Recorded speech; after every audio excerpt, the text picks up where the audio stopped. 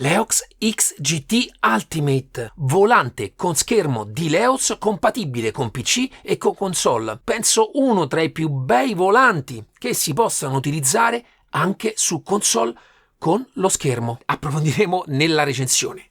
Sigla!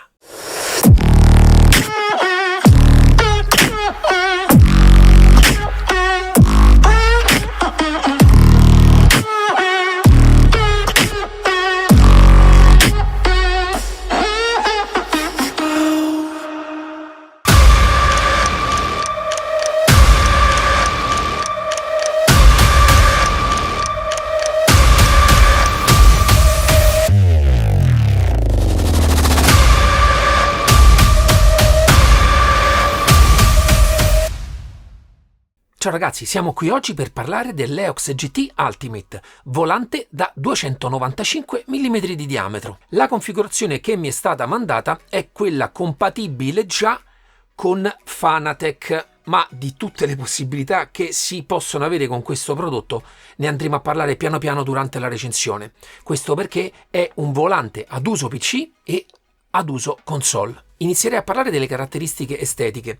Per quanto riguarda le impugnature, sono in poliuretano da 90-95 Shore. Si possono comprimere forse di 1 millimetro, ma l'impugnatura risulta molto comoda e ben salda. Sono praticamente le stesse impugnature che avevo trovato nella loro versione Pro e con cui mi ero trovato già molto bene. Per quanto riguarda il front plate, parliamo di carbonio 3K da 4 mm e carine sempre nella parte degli angoli una buona e ottima smussatura. Le impugnature sono direttamente moldate nel carbonio e vi dico totalmente aderenti alla struttura e non hanno nessun tipo di gioco.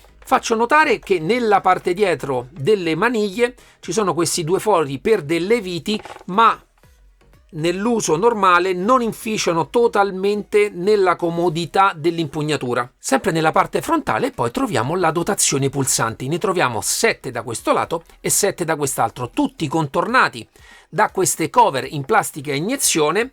È una plastica nera satinata. Come vedete ci sono dei pulsanti che hanno delle cover un pochino con forme diverse, offrono sia a livello estetico dal mio punto di vista una bella linea, ma anche per esempio chi come me gioca in VR, dopo un po' che ci giocate, rende più distinguibile la posizione dei vari pulsanti. Sono tutti pulsanti con illuminazione RGB nella parte dietro. Vi faccio sentire il rumore, ve lo faccio anche vedere, ma vi manderò delle immagini per farvelo vedere meglio. L'azionamento avviene nei primi 2 mm di corsa del pulsante, c'è una prima parte di corsa abbastanza piena e poi si attiva il feedback tattile, quindi molto riconoscibile sia che lo utilizzate con i guanti che a mani nude. Tutti i pulsanti hanno un cappuccio trasparente ed è possibile applicare su ogni tasto degli adesivi. Ce ne sono tanti forniti da Leox, sottolineo sempre di qualità, vanno a coprire totalmente quella che è l'illuminazione del LED, lasciando fuoriuscire soltanto la luce nella parte intorno. Nella parte centrale del volante troveremo un doppio funky switch rotabile, premibile e direzionabile. La cover cap è in plastica stampata di iniezione. Nella parte alta troviamo due rotary da pollice, hanno un ottimo click e un'ottima spaziatura. La cover cap è totalmente in plastica iniezione. Ci sono però un kit accessori in metallo per tutti i volanti e potete quindi andare a sostituire tutte le cover cap in plastica al costo di 99 euro. Nella parte centrale poi abbiamo altri rotary che sono sia destra-sinistra che premibili. Faccio subito presente che il pulsante del rotary centrale qui in basso è quello che fa accedere al menu funzionale del volante, ma ve ne parlerò in maniera più specifica un pochino più avanti. In questo caso nella parte centrale abbiamo 5 rotary a fronte del modello Pro che nella parte centrale ne aveva solamente 4 e sempre intorno abbiamo delle LED RGB configurabili tramite software. Troviamo poi nella parte alta 15 LED RGB configurabili, poi altri 3 e 3 per le bandiere nella parte laterale. Faccio notare poi che sia sopra i LED che sopra lo schermo c'è vetro Gorilla Glass e questo rende molto resistente il volante, lo potete prendere in realtà in qualsiasi maniera e non c'è il rischio di andare a rompere nulla. E questo poi in realtà per aggiungere che nella parte LED c'è un piccolo filtro sull'illuminazione che consente di far passare la giusta illuminazione anche impostati alla massima potenza. Naturalmente poi nella parte sotto abbiamo uno schermo LCD da 4,3 pollici, risoluzione 800x480 60 fps. Personalmente consiglio sempre di impostare tramite SIMAB a 30 fps, questo per non andare a togliere troppe risorse al vostro PC, perché comunque rimarranno molto fluide le animazioni sulla dash. Visto che la parte software è uno degli aspetti più importanti di questo volante, sia per il software interno, la compatibilità con SIMAB, la compatibilità con Fanatec e console, ho fatto un video molto approfondito per voi. Per avere accesso al menu del volante vi basterà tenere premuto questo rotary. Si attiverà questa schermata del software di Leoz. È attiva la funzione wireless. Ci andiamo a spostare tra i vari menu con il funky switch. Qui possiamo scegliere la quantità di illuminazione dello schermo. Qui andremo a decidere diversi profili di breakpoint che possiamo selezionare. Vi faccio vedere, in questo momento è selezionato il 22%. Naturalmente possiamo andarlo a variare e poi possiamo scegliere diversi profili a secondo magari dell'auto che scegliamo. Naturalmente ne abbiamo 8 a disposizione. Con questo tab andiamo a stabilire dopo quanto il volante si andrà a spegnere. Con quest'altro tab abbiamo la possibilità di scegliere con che velocità il software prenderà l'input del rotary. Io lo lascio a 30 e nell'ultimo abbiamo le info sul sistema. Ritorniamo qui in alto, modalità Fanatec. Possiamo scegliere sempre l'illuminazione dello schermo. Abbiamo poi l'intensità di illuminazione dei LED in alto. Possiamo scegliere poi diversi preset di colorazione.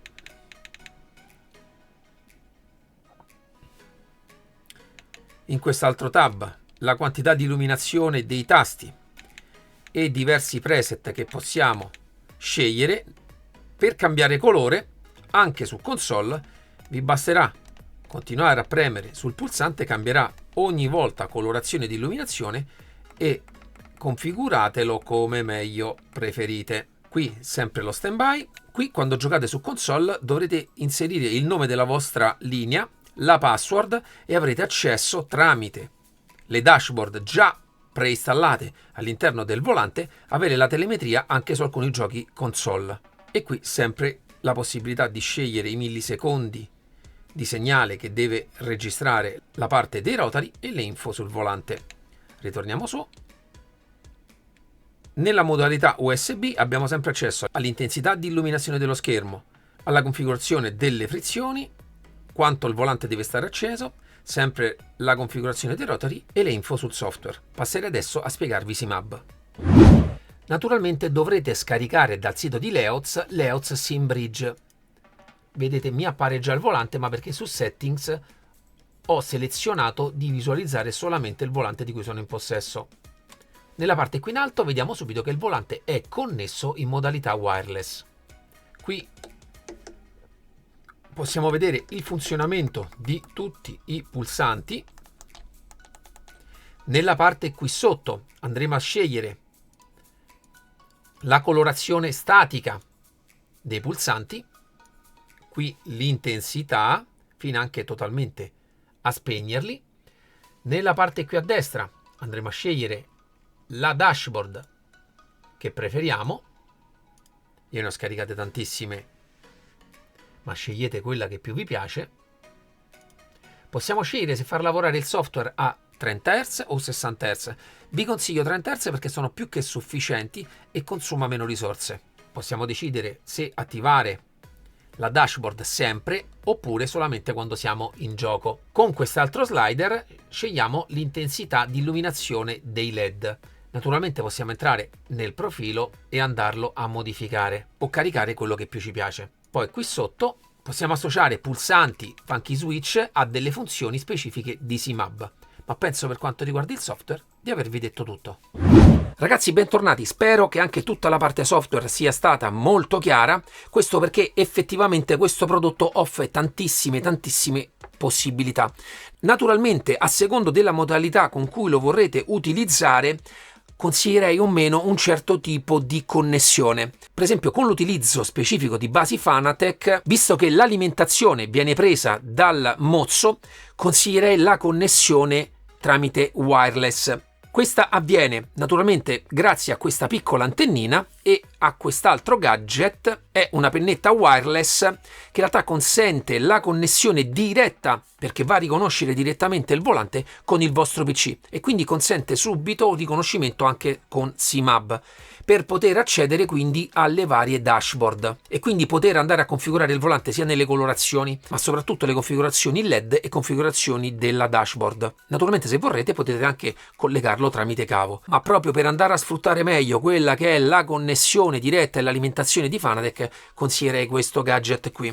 Naturalmente cercate di posizionarlo più vicino possibile al volante. Anche la generosa antenna aiuterà ancora di più ad avvicinare quello che è il segnale al volante stesso. Per quanto riguarda poi precisamente la configurazione su console, andrete a sfruttare quelle che sono le dashboard già presenti all'interno del volante e per quanto riguarda la telemetria, come avete visto, all'interno del software interno del volante c'è la possibilità di andare a prendere la rete wireless di casa vostra, deve essere la stessa a cui avete collegato la vostra console, e ci sono giochi, come se non ricordo male per esempio Formula 1, che vanno a trasmettere wireless anche la telemetria e avere quindi anche su console una bella dashboard. Nel caso in cui invece il volante decidate di collegarlo a una qualsiasi altra base, per accedere alla telemetria dovrete utilizzare o la parte wireless o il cavo, ma visto che l'alimentazione dovrete comunque dargliela per accendersi e quindi dovrete collegare comunque il cavo, a quel punto utilizzate quello per la parte dati e per la parte di funzionamento. Proprio per quanto riguarda il cavo, utilizza un connettore in metallo 4 poli e un cavo GX12,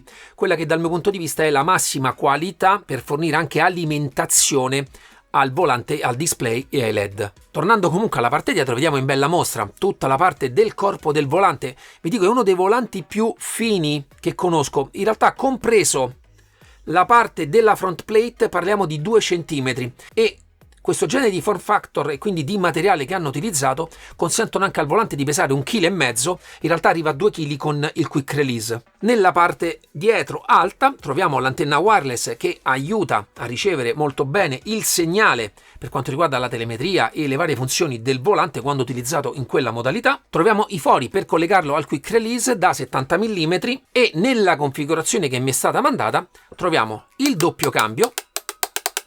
Naturalmente a livello di cambio è lo stesso che avevo nella versione Pro. A livello di forma e in realtà di feeling ho trovato molto più piacevole per esempio rispetto alla versione Formula 1. A livello meccanico funziona anche diverso da quel genere di modello lì, questo perché la parte del fulcro ce l'ha nella parte dietro.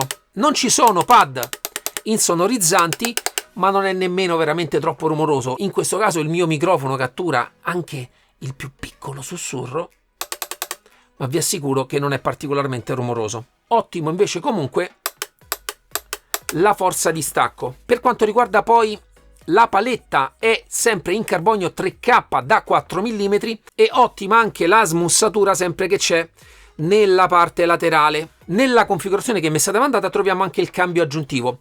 Il paddle in questo caso ha una forma leggermente diversa, la forza di stacco e di feeling è identica a quello del cambio primario. Direi quindi stesse considerazioni fatte per lui. A livello di regolazioni non si possono spostare più esternamente o più internamente, però in realtà vengono dati all'interno della confezione dei distanziali per poterli allontanare. Personalmente io l'ho trovato comodo così com'è, sia quelli alti che quelli bassi, e l'ho lasciati così. Però nel caso lo desiderate potrete spostarli 1 centimetro più indietro rispetto alla posizione base. Altra cosa, che in entrambi i casi vengono utilizzati dei sensori di Hall nella parte elettronica. Aspetto sempre molto interessante che rimane all'interno del volante e dal mio punto di vista è un ottimo segnale della cura nel design di questo prodotto. Anche per quanto riguarda la frizione, a livello elettronico parliamo di sensori di Hall, a livello di feeling abbiamo una molla a compressione nella parte interna.